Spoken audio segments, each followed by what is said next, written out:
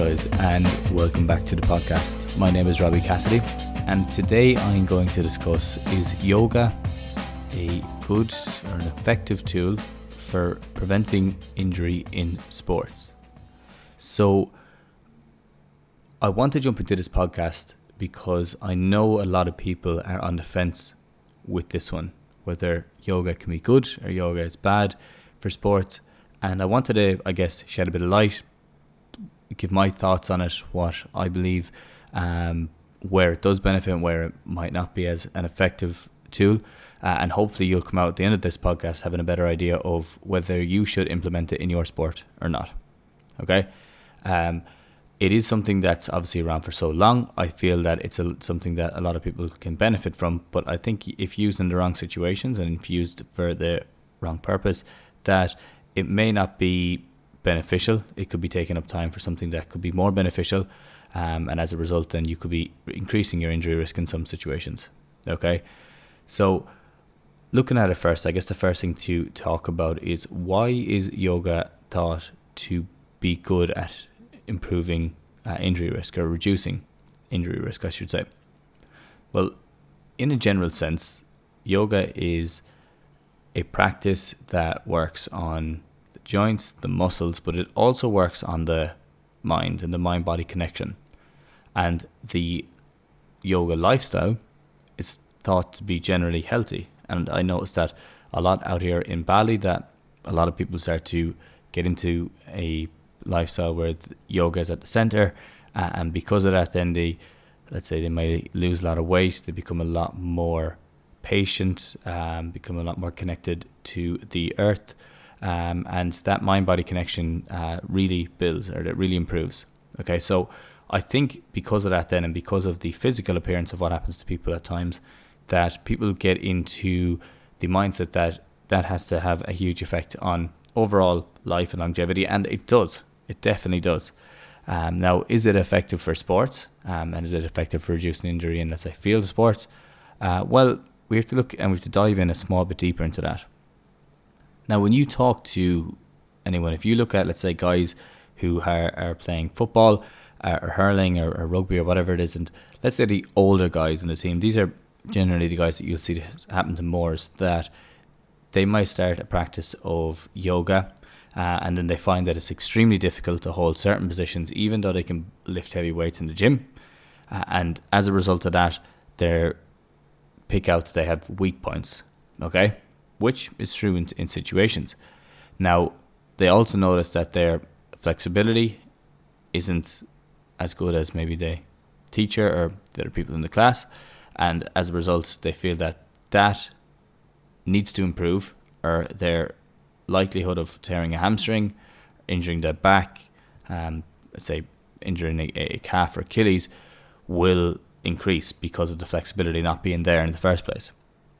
So I guess the issue is that, or one of the main issues is that the flexibility benefits are massively overstated with how much they reduce injury risk, because the research shows that flexibility training has little effect on reducing injury risk and reducing muscle strains.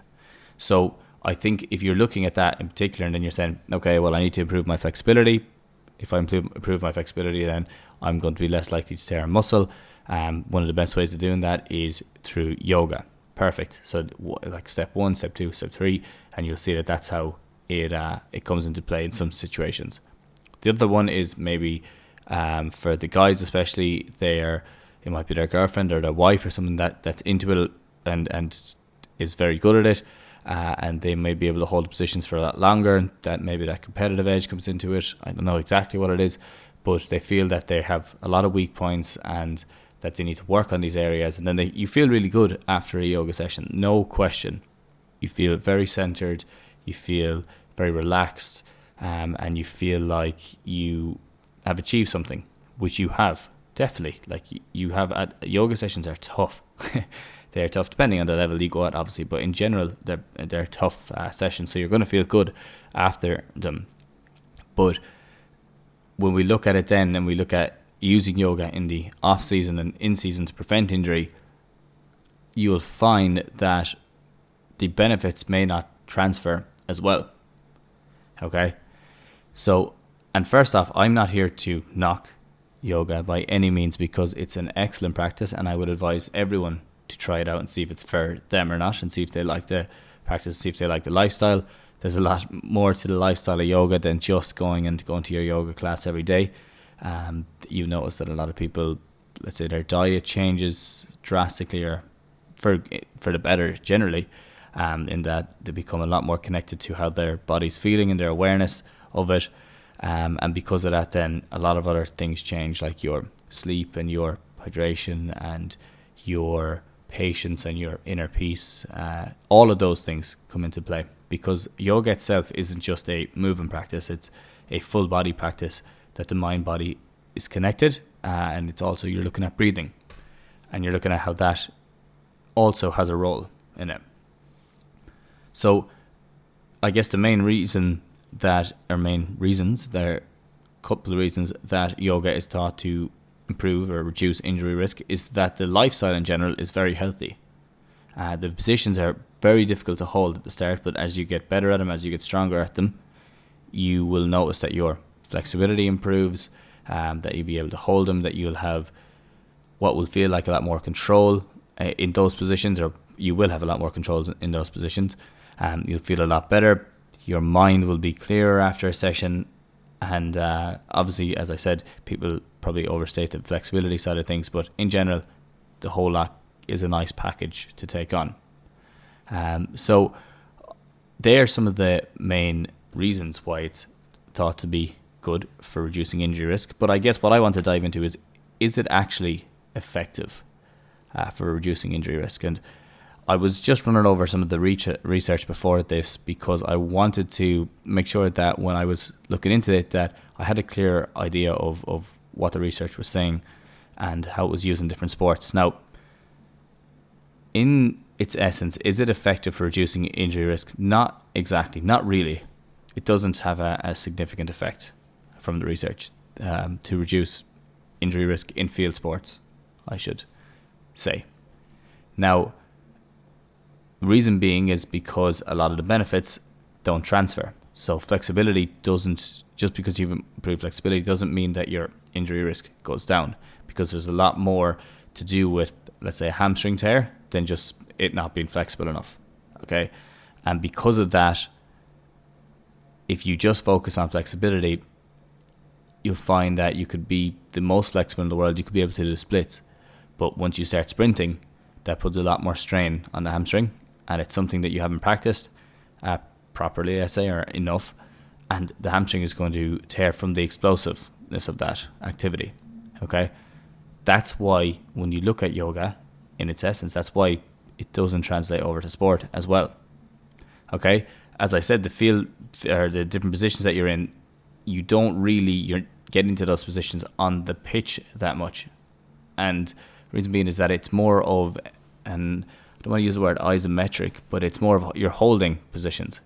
So isometric in a way, I guess, but you are, I suppose it is, you could, I will use isometric, but I don't want to kind of break it down into that level.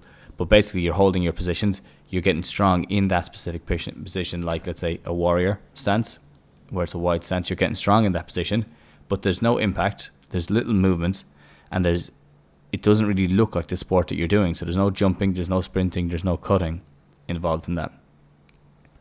So how does it translate over as well? Okay, and you may be taking an hour in the evening, you may be taking 40 minutes in the evening to start to really incorporate more yoga into your life. And all the best with it, I should say, is that if it's working for you, perfect. If you enjoy it and it gives you that extra time to relax and recover in the evening, then it's a great idea. But you still need to practice these other things to help to really reduce your injury risk. So I guess the way of looking at it is that, is it effective? Yoga gets you good at yoga. You get very, very good at yoga. And you get very good at the different movements and the different positions and the different holds. And from that, then obviously you get more confident in those. But as what it does, it translate over to sport. Like, unless you start incorporating different jumps and you make a new form of yoga that you're doing, more explosive activities, more coordinated movements that are related to the movements that you'll be doing on the pitch, then it will become more effective for reducing injury risk. Okay? Now, the one caveat for that, I guess, is to look at it the other way, because there's no point just saying there's no benefit to yoga at all. We have to look at the lifestyle and the lifestyle around yoga and how that actually may be more conducive to reducing injury risk in certain populations. As I mentioned at the start, the yoga lifestyle is extremely healthy in general. It's very healthy. You'd see there's a lot of people who don't eat processed foods. Even there's a good population that go to vegan. I don't know what my stance is on that yet. I wouldn't be too keen on it. I think a balanced diet is more important than trying to get rid of everything altogether, but we won't go into that now. There is the side of it that you start to drink more water. People start to put lemon in their water. You'll notice a good bit. They might try out different teas that aren't just caffeinated teas, that could be good for different. I'm not going to go into the nutrition side of things, but different functions in their body. Then on top of that, because you're more involved and you've better awareness of your body, because really that's what it is. It's your awareness of your body goes through the roof because that mind-body connection comes up a lot. Then you'll notice that your sleep will improve because you will notice that you're more fatigued and you might start taking naps, or you might go to bed earlier at nighttime. And as a result, then that has a definite effect on injury risk. And outside of that, then your, as I said, hydration may improve. Your mental state and your calmness or your patience may improve, which in turn will help you to manage stress better. You'll be able to get in and out of a stress state as needed. And as a result, your recovery will improve. Okay, so there's so many other benefits to that lifestyle than I guess are usually touted or that a lot of people talk about. And a lot of people talk about just the positions that you get into yourself. There are positions that you get into in yoga and how they may translate, but I don't feel that they translate as well to sports as the lifestyle may translate to sports. Okay, so that's what I want to look into a small bit more. If you were able to manage stress better, that means you're able to manage your recovery states a lot better. So you, in general, will recover better between sessions. As a result of that, then you'll be able to train harder, and then as a result, your performance will increase. But because you're recovering properly and you're adapting properly, your injury risk will or should drop. I shouldn't say will, should drop. Okay, but it comes back to that body awareness and that mindfulness side of it. And all the other, I guess, side effects or changes to your lifestyle of what yoga can bring into your lifestyle. Okay, so the mindfulness part of it as well, I think, is really interesting. I want to kind of go on a small bit of a tangent for a second, because there's a lot of benefits to mindfulness and having different mindfulness practices. And this doesn't just mean you have to sit down and meditate for 15 or 20 minutes a day. You can do it through movement, where you're just becoming more aware of your thoughts. A lot of people use, let's say, running nearly as a form of mindfulness, where they just clear their head, they go out for a run, and they feel like they feel so much better when they come back. There's issues to that as well, and as many of my clients know, I always say to them that you need to look at things outside of exercise, because for a runner, running becomes their stress management tool. And when that starts to break down, let's say if they're doing too much running because their stress is too high, well, then that's going to have other effects in their body. And it can happen to anyone. Training just can become that stress management tool. And let's say if your training starts to break down, then your stress starts to increase, and it becomes a big bundle. And then that's when you call me, then we start to try figure things out again. But no, the mindfulness side of things is huge. And it's really interesting in that if you start let's say, I'll just look at the meditation side of things specifically, but if you look at meditation, if you can start to build a practice of meditation, and basically what they did is they looked at people who meditated, who didn't meditate, and they looked at their brains and they scanned them, and they found that if you were able to build a meditation practice of 10 to 15 minutes a day, that the amygdala, which is the fear response part of your brain, and that in stressed people or people who live a stressed lifestyle or a lifestyle full of anxiety or fear, is usually increased in volume. But if you start a meditation practice, you can physically decrease the size of the fear response center in your brain. And I think that's not to be understated, in that if you can think of how much of an effect that can have on your life overall, just by starting a simple mindfulness practice, you'll find that in the long run, that will have a huge effect on it. And I think that if we look at including more mindfulness, and they are, I know in a lot of situations, high performance situations, into our lives, that as a byproduct will improve everything else. Recovery, adaptation, mental health, and will reduce injury risk, should reduce injury risk. Okay, so that is my little tangent over on that. I just think more people should do it. I've used different forms. I used mobility a lot before as kind of my way. I just really liked movements. I really liked, like, I don't want to use the word stretching because it's frowned upon now, but I liked that type of activity, and I found it was helped me clear my head. I could spend 15-20 minutes a day doing it, and I still can do it or at that level, but I'm just not as much anymore for mindfulness. Now I use other things for mindfulness. I kind of use that more for my warm-up, cool down, and general daily just to feel good. Now as a mindfulness practice, I actually use journaling a lot more. I try to do it every morning. Now I've kind of fallen out of the habit of here and there, but in a general sense, I probably journal 5 times a week, and it's something that I've started to build up a good bit more, and I really, really enjoy it. Anyone who's listened to these podcasts a long time will notice that probably 10 weeks ago, oh no, it's probably more than that, 12 or 14 weeks ago, I talked about I needed to build up a journaling practice because I needed another form of mindfulness. So I'm going off on a tangent here again, my apologies, but I want to look back at then, moving on from is it effective and is it not effective, what else can you do to reduce your injury risk in sport? And a lot of these things you would have most likely heard of before, and I mentioned a lot of them, okay, and I don't want to be kind of just going over and back and repeating myself. So I guess the main ones to start off with is that yoga lifestyle of healthy food, minding your body, minding your brain, and then taking care of your mental health and your mental state. And that's why I wanted to go on that mindfulness side of things. That can improve recovery, it can improve everything else, it can help you manage your load better, and you'll have a better awareness of your body. Outside of that, managing stress and managing load is huge, so that you're not just training all the time. That's probably one of the biggest players in injury prevention, is that you actually manage your load properly, and this is individual for everybody. This is the thing, it has to be individual for everybody.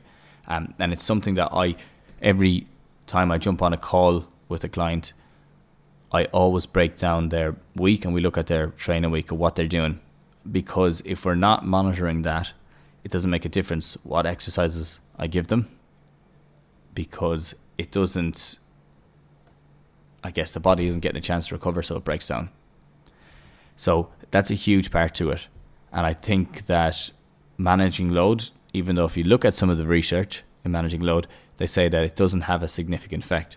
But when you're trying to manage load of populations, you're not taking into account the individual differences of the populations. Okay, N of 1 is huge. And what I mean by N of 1 is when they're doing research, obviously you have to look at populations and look at the effect on a whole population. That makes a huge difference.